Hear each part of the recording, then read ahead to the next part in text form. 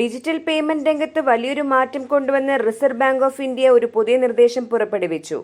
ഇനി മുതൽ prepaid payment ഇൻസ്ട്രുമെന്റുകളുമായി ബന്ധപ്പെട്ട പണമിടപാടുകൾ തേർഡ് പാർട്ടി UPI ആപ്പുകൾ വഴി നടത്തുന്നതിനുള്ള അനുമതിയാണ് RBI നൽകിയിരിക്കുന്നത്. നിലവിൽ UPI പേയ്മെന്റുകൾ പ്രധാനമായും ബാങ്ക് അക്കൗണ്ടുകളുമായി ബന്ധിപ്പിച്ചാണ് ഉപയോഗിച്ചിരുന്നത്.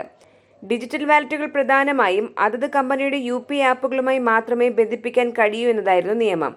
ഉദാഹരണത്തിന് പേടിഎം വാലറ്റിലേക്ക് പണം അയക്കണമെങ്കിൽ പേടിഎം ആപ്പ് തന്നെ ഉപയോഗിക്കണമായിരുന്നു.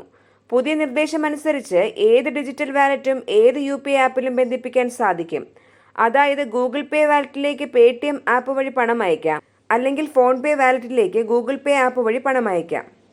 ഡിജിറ്റൽ വാലറ്റ് അഥവാ വാലറ്റ് എന്നത് ഉപയോക്താക്കളുടെ ഫോണിലോ കമ്പ്യൂട്ടറിലോ സൂക്ഷിക്കുന്ന ഒരു വിർച്വൽ വാലറ്റ് ആണ്. ഇതിൽ ബാങ്ക് അക്കൗണ്ട് വിവരങ്ങൾ, ക്രെഡിറ്റോ ഡെബിറ്റ് കാർഡ് വിവരങ്ങൾ, ലോയൽറ്റി പോയിന്റുകൾ തുടങ്ങിയവ സുരക്ഷിതമായി ഉപയോഗിക്കാം.